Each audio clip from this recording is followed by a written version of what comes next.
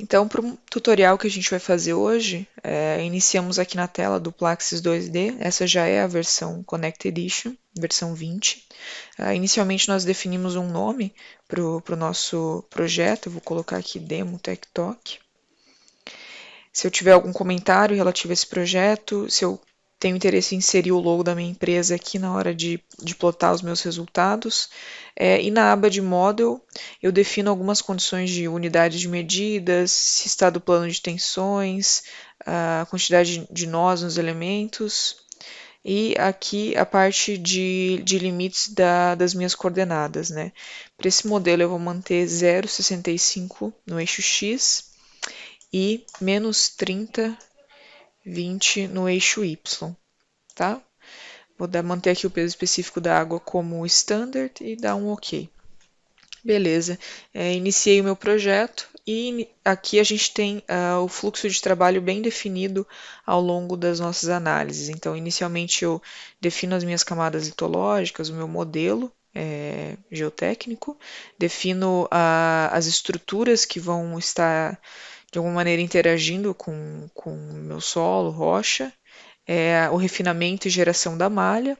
Se eu estiver trabalhando com alguma condição de fluxo, seja ele global ou não, e as etapas construtivas que eu vou considerar ao longo das minhas análises, né? Então, na parte de materiais, eu vou trabalhar aqui com a criação de poços, né? Então, inicialmente eu vou criar um borehole, que a gente chama, né? E eu vou locar ele aqui no eixo zero, né? Colocando ele aqui no eixo zero, eu vou definir algumas condições nele, né? Vou adicionar aqui que o topo do meu modelo, do meu poço está em 20 metros e a minha base está em zero, tá? Vou adicionar então mais uma etapa agora, que de 0 a menos 30. Tá? Isso é necessário para a gente conseguir diferenciar os materiais que vão ser inseridos. Tá? Eu vou colocar aqui uma carga d'água em 18 metros de profundidade. E agora eu vou definir os meus materiais que vão compor esse meu poço. Tá? Aqui, como você pode ver, o modelo ele já vai sendo construído conforme eu vou inserindo aqui a profundidade das minhas camadas. Então, aqui em Materials, eu vou trabalhar com dois materiais, como eu havia comentado, né? Então, nós vamos aqui em New. Quando a gente abre a opção de New, abre todos os parâmetros que você tem que inserir para esse material, seja ele um solo, seja ele uma interface, tá? Então, inicialmente, a gente vai trabalhar aqui com a representação de uma argila, vou chamar essa argila de clay. E na parte de Material Models, eu vou inserir aqui um solo mole, né? Um modelo de solo mole, mantendo ele na condição não drenada. Tá? Aqui a gente tem toda a explicação também de como o software considera o material em condição drenante e não drenante. Tá ok? Colocando essas condições, eu tenho agora que inserir os parâmetros básicos, né? Eu vou inserir eles aqui manualmente.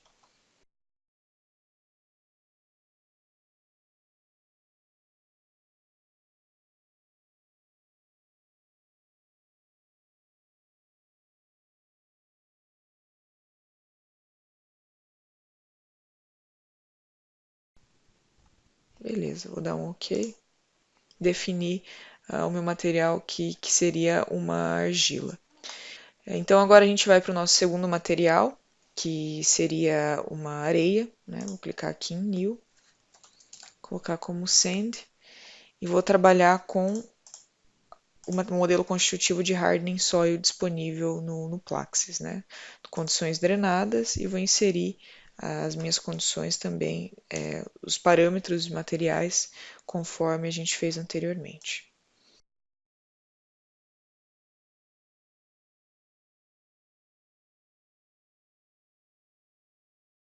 Vou dar um OK. E aqui eu já defini, então, os materiais representativos do meu solo para esse modelo. Tá? Então, após feita essa definição, a gente tem que agora inserir os materiais, né, dentro do nosso modelo. E para isso a gente só pode dar aqui um OK. E eu posso fazer essa definição aqui no meu modelo. Então, uma areia e uma argila. Vou dar um OK. E eu vou ter essa visualização das minhas camadas no modelo. Depois de definido, então, a parte de soil, né, a gente vai trabalhar, então, com a inserção das estruturas dentro do nosso modelo, né. Como eu havia comentado, a gente vai fazer a representação de uma parede de diafragma, né, e de um suporte no início dessa parede, ao longo do processo de escavação. Né? Então, aqui na aba de Structures, a gente vai clicar em Create Structure, que é essa opção que tem aqui. E dentro dela, a gente vai trabalhar com um plate, que vai representar a nossa parede de diafragma. Então, nessa opção eu vou desenhar manualmente mesmo, né? Então, na cota 50-20, e eu vou estender ela até menos 10, que vai ser a profundidade total da minha parede de diafragma, tá ok? Então, feito essa opção, eu tenho que assignar um material para ela, né? Então, nesse caso, eu vou clicar em Show Materials aqui e vou criar o que a gente chama aqui de plates, tá?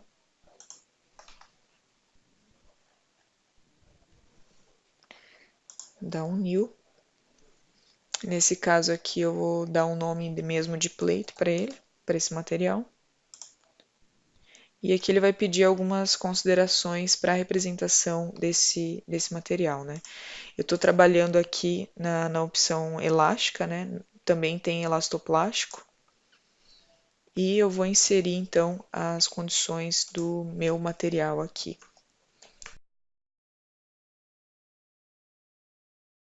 Ok, ok.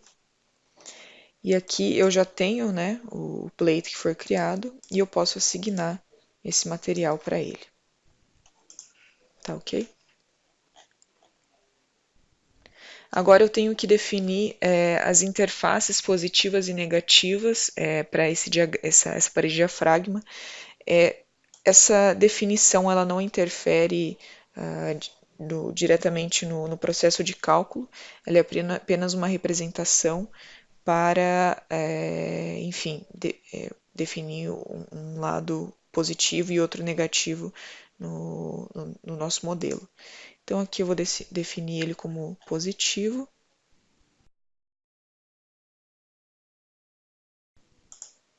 E aqui negativo. Beleza. Então, feito isso, eu vou então construir ali a representação do que seria as linhas de escavação do meu modelo. Tá? Nesse caso, eu vou criar então uma linha para essa representação, que vai ser o limite de onde que vai ser escavado em uma etapa em outra. Né?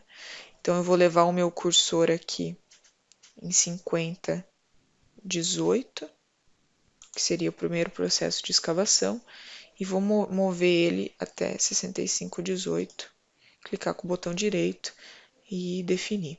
O meu segundo processo de escavação, então, também vou usar uma linha para representar esse limite. Então, aqui em 5010, estendendo ele até aqui, botão direito, definir. Tá? O terceiro processo de escavação ele vai ser referente a essa camada aqui, então a gente já tem esse limite, que é a separação de um material como de outro. Eu vou criar agora uma estrutura que se chama Strud, né, que ela é um suporte aqui que a gente coloca no início da parede de diafragma, né, para suportar os momentos fletores ao longo do processo de escavação. Então, nesse caso, eu vou em Create Structure novamente, né,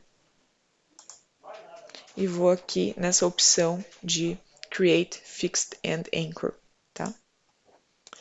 Vou inserir ela aqui na cota 5019 e nesse caso eu também tenho que assignar um material a ela.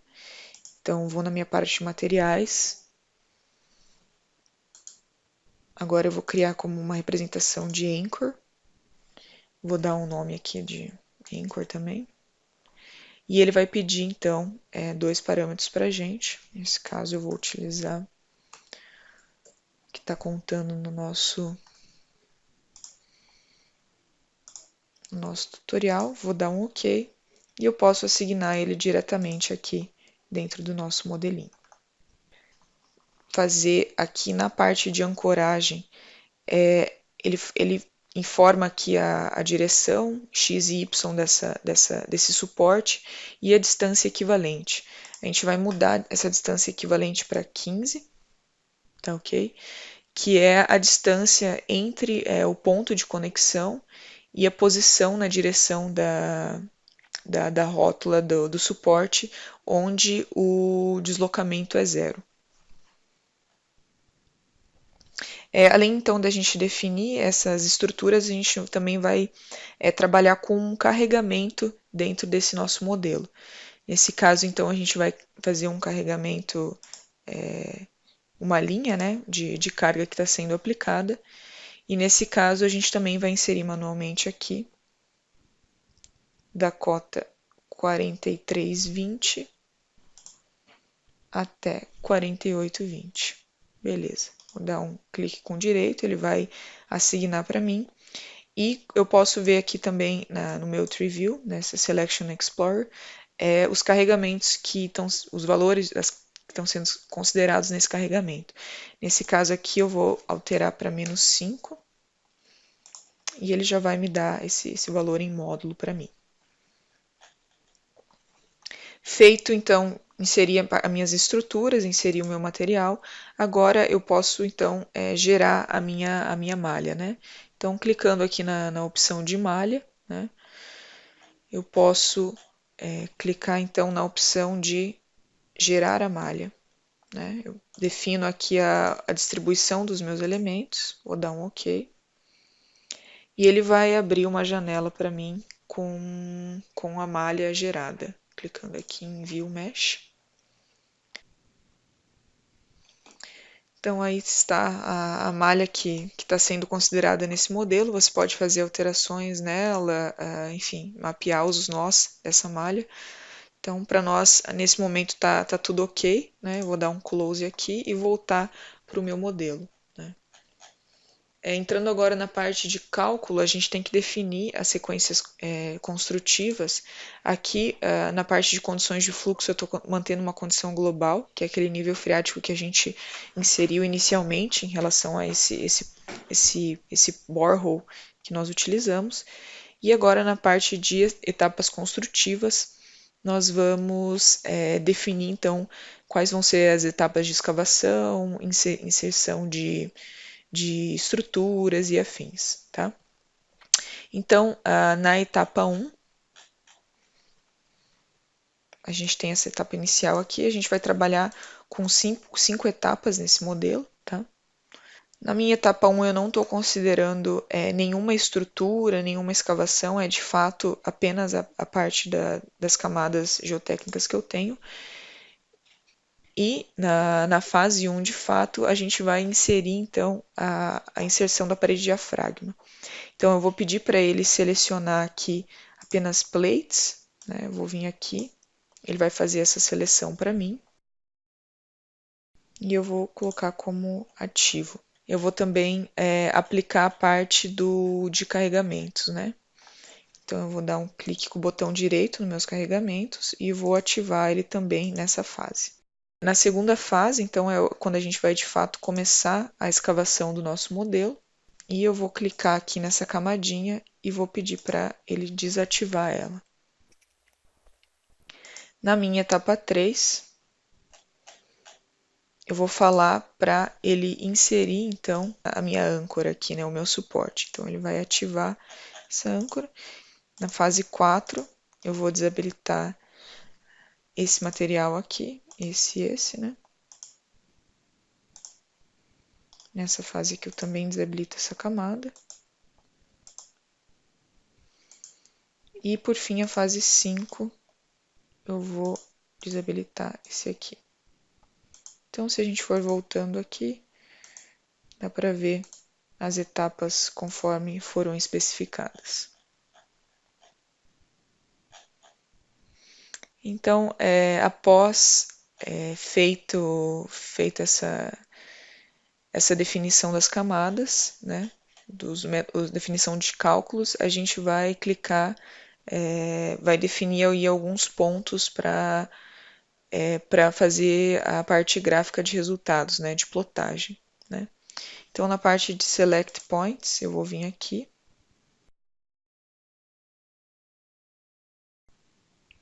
Eu vou pedir para ele mapear aproximadamente o meu ponto 50 a 10, que é onde pode ocorrer as maiores deflexões da minha parede diafragma e é onde eu quero monitorar. Depois, então, de definida as estruturas que estarão ativas e inativas ao longo do nosso modelo, né, a gente pode ver aqui na fase 1 todas as estruturas de interface ativa, carregamentos, na fase 2 desativando as camadas, na fase 3 inserindo o suporte, segunda camada de escavação e por fim a última. Então nesse caso a gente vai clicar agora para analisar. Ele vai analisar fase por fase, o usuário pode acompanhar cada uma dos progressos de cálculo, também as questões de erro de convergência do modelo. E por fim, depois de ter um check aqui de que todos foram analisados, a gente vai ver então os resultados, né? Então, o Plaxis ele tem a interface de input e output. A gente vai abrir agora o output e vai ver os resultados finais que foram obtidos de deformação de malha, forças, momentos. Nesse caso, então, aqui na janela de output, a gente pode fazer toda a configuração do que nós queremos ver em termos de esforços, diagramas, deformação de malha e cada uma das etapas aqui, como elas se comportaram, né? Se a gente for analisar a etapa 5, né, a gente consegue ver aí o máximo, a deformação máxima obtida em módulo, em qual elemento isso se passou. Então, algumas possibilidades adicionais de visualização que a gente tem seria na parte de deformação, né, deformações totais, né, eu posso ver aqui, ou eu posso ver um somatório do deformação por fases, né, ou as deformações, deslocamentos incrementais, né, então somatório em módulo, a gente consegue analisar por cada uma das etapas como que ocorreu a deformação, o comportamento do material ao longo das etapas, né? Inserir aí a visualização de setas, né? Para ver qual foi a intensidade desse movimento. E, por exemplo, se eu quiser analisar o diagrama de esforços na minha parede de diafragma, posso, com 2 cliques nela, visualizar então esse diagrama de esforços que estão ocorrendo nela, né? Eu posso também customizar o que eu quero ver, né? Em termos de deformação, tá? Na aba, na verdade, de forças aqui, posso ver esses momentos cortantes na minha parede de diafragma, os esforços, as forças salientes que ocorrem, né? Os valores máximos e mínimos que foram obtidos, e a possibilidade também de graficar esses resultados, né? Então aqui no Manager Curve Manager, eu posso clicar aqui em New e selecionar exatamente naquele ponto que eu tinha inserido inicialmente o que eu quero mapear, né? Nesse caso eu vou querer dar uma olhada nos deslocamentos totais, eu vou manter como a opção de projeto e eu vou ver esses resultados em relação à somatória de etapas, né? Então, com isso a gente tem, como cada fase de construtiva, cada etapa analisada, ela vai de 0 a 1, então a gente consegue ver aqui para cada um desses períodos quais foram as diferenças de deformação naquele ponto específico que a gente acredita que tem a deflexão máxima, né? E com isso também a possibilidade de ver as zonas de classificação em que etapas estão ocorrendo mais, nesse caso aqui na etapa final. Tá ok? Vou dar um close.